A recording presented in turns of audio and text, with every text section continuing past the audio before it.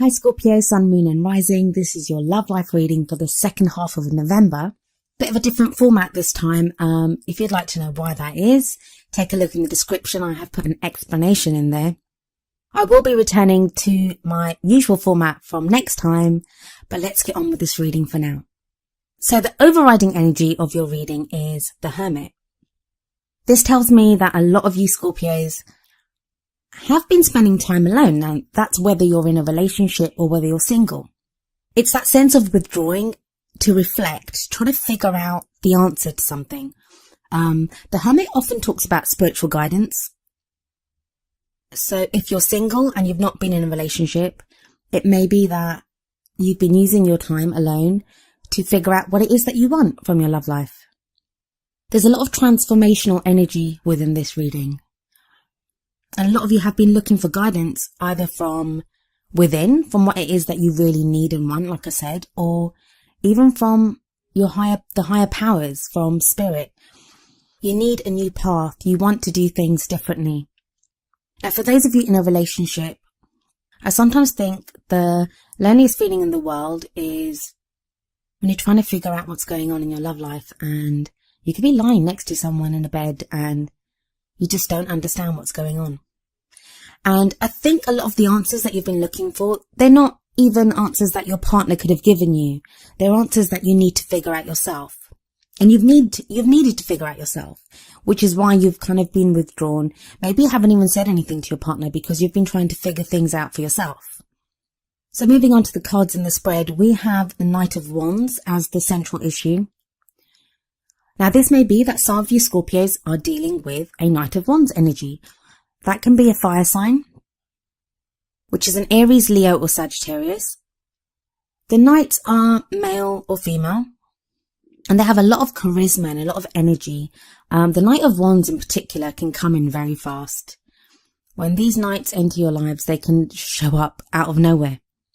They're also really fun. Like I said, they have so much energy and charisma about them that they can be lots of fun to hang out with. They can have lots of like sexual drive and just enthusiasm.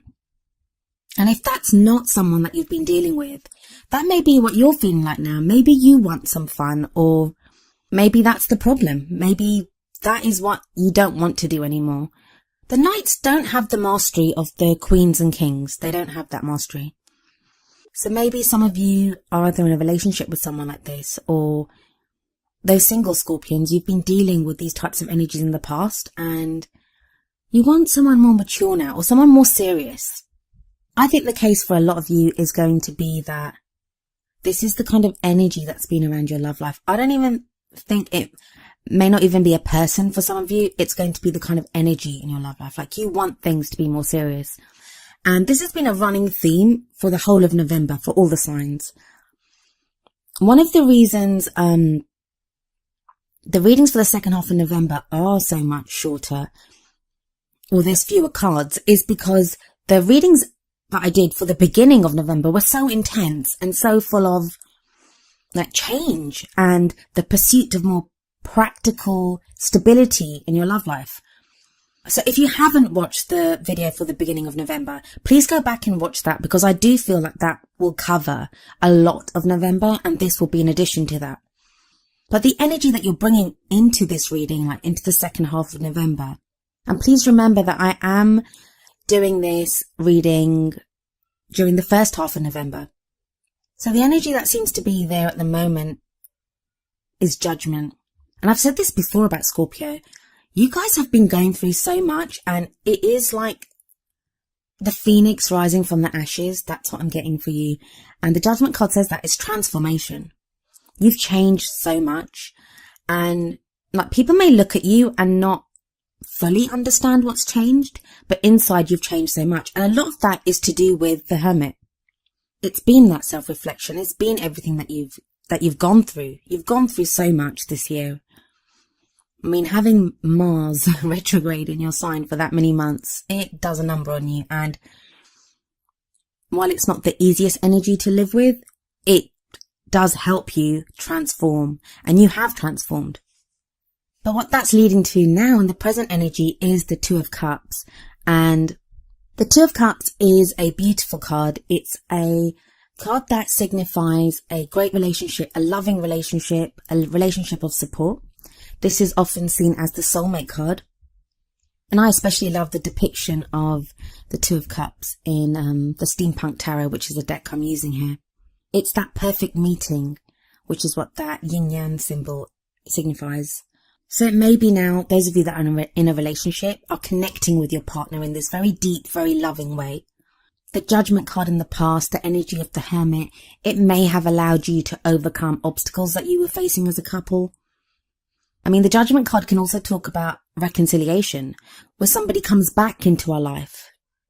So for some of you, you've been reconnecting with someone from your past, and that reconciliation has been successful, which is why you now have the Two of Cups.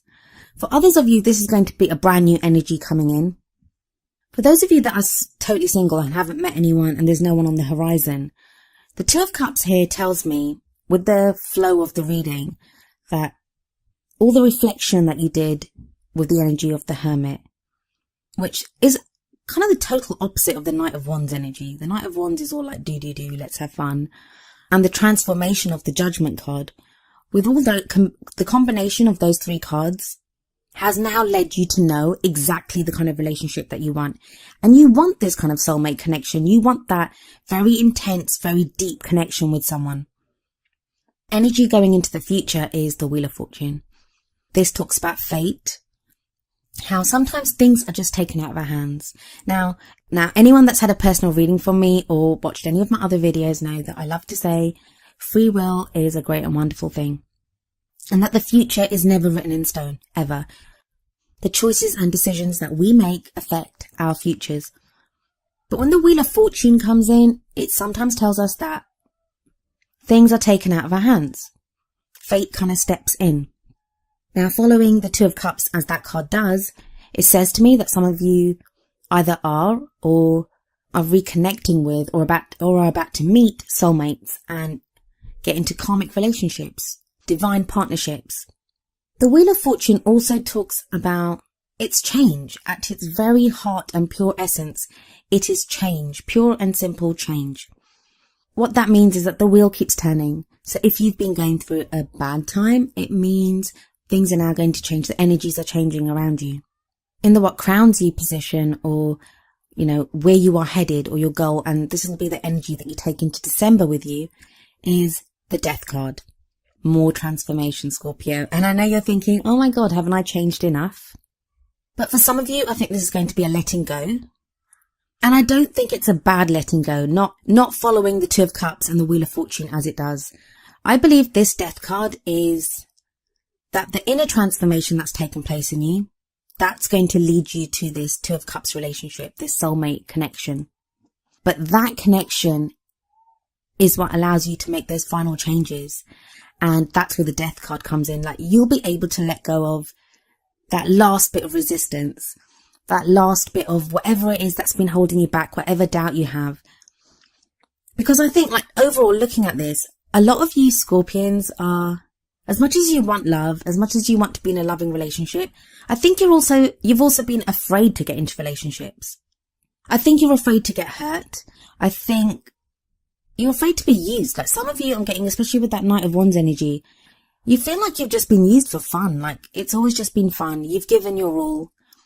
You've wanted to go deeper into a relationship. You've wanted to connect at such a soul level. And yet you seem to keep meeting people that don't want that, don't share that deeply of themselves.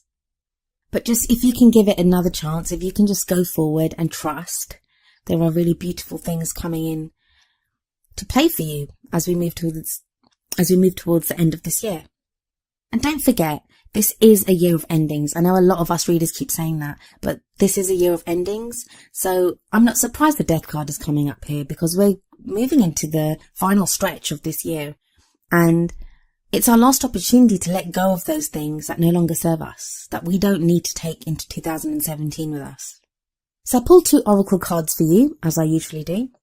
The first is from the Romance Angels Oracle cards, and the card you got was Make the Effort. Great love is worth taking the steps you're guided to take. Now, this is a brilliant card because I think there is guidance there for you. And it's like the Judgment card. If you look at the Judgment card, you see there's an angel there. That talks about protection and guidance. And I think that's still there for you. You may find little synchronicities and signs that guide you to where you need to be, guide you towards the love that you want in your life.